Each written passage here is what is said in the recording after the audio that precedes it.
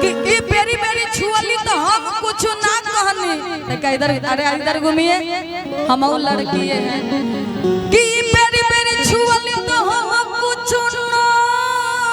कहनी ए नेहा जी हम एक बार छुइला तो कहेला कि बरका बेहुदा बाकी और चैत के महीना दिन में अपना राजा जी से अपना सैया जी से बड़ी सुंदर भाव में बताओ तरीका कि जब से तू सैया आज गइल हरियाणा अब होटल घोटात नहीं के हमरा से खाना कहे छोड़ गइलो पहाड़वा बलमुजी कि कहे छोड़ गइलो अरे पहाड़वा बलमुजी लाइन मारे लात बलवा बलमुजी लाइन मारे लात बलवा बलमुजी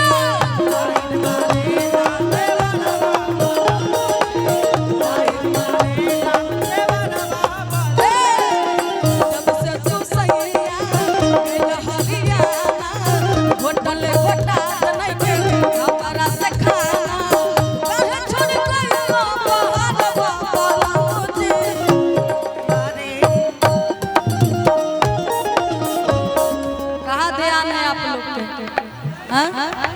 आपका ध्यान इधर आदित्य राज इधर है हाँ? तो इधर ध्यान रहना चाहिए कि आप लोग अपना मन से चले बाकी जब से तू सैया गइल हरियाणा होटल घोटात नहीं हमरा से खाना काहे छोड़ गइलो पहाड़वा बलम ना कट चाहिए कि काहे छोड़ गइलो पहाड़वा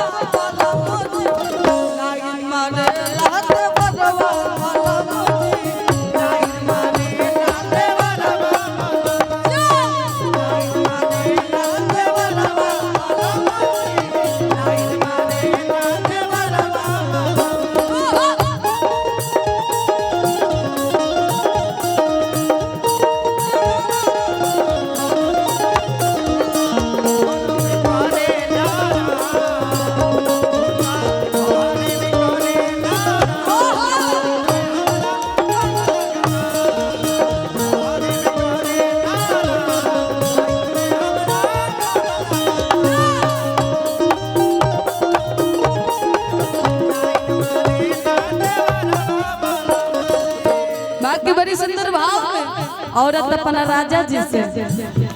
अपना सैया जी से बताओ तरीका देख चलावत में भाले लपाजो जल्दी से गाड़ी धोके घरे तू आजा देख चलावत में भाले लपाजो जल्दी से गाड़ी धोके घरे तू आजा लागे कि जान ही बाकी राजा लुट ली एक दिन जो दुनिया को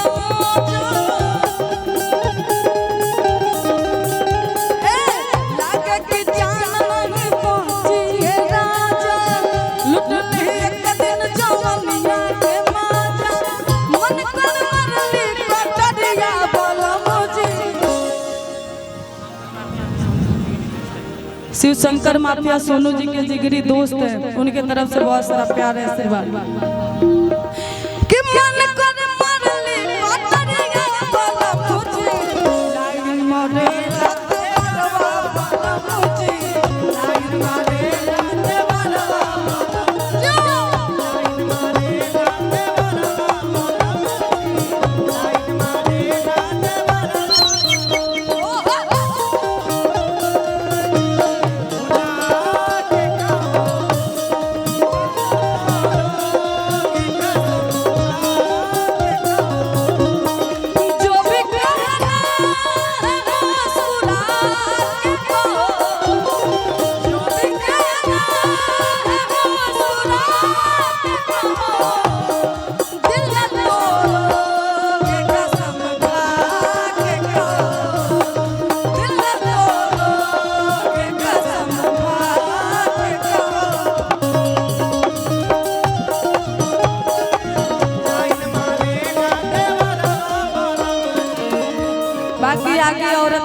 राजा जी से,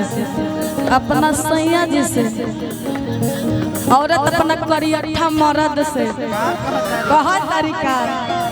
देखिए इनके तरफ से फूल आ रहा है। बहुत बहुत धन्यवाद आपको भैया। नमस्ते अंकल जी। बाकी कहना क्या है,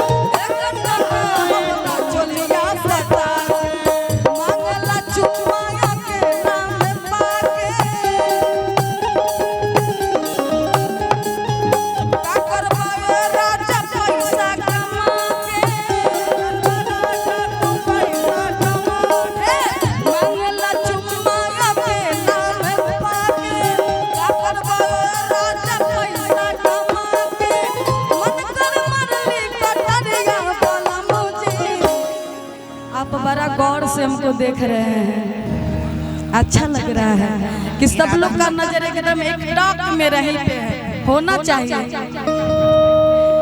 कि जाए नहाए तो खिड़की से झांके। इधर बहुत आप ऐसे छुपा रहे थे, हम भी लड़के हैं। एक टॉक हमारा चोलिया पता के कि जाए नहाए तो खिड़की से झांके। अरे एक टके एकरा चोलिया पता के मांगला चुम्मा के लोग पाके। ये फेसवा सब दे रहे हैं।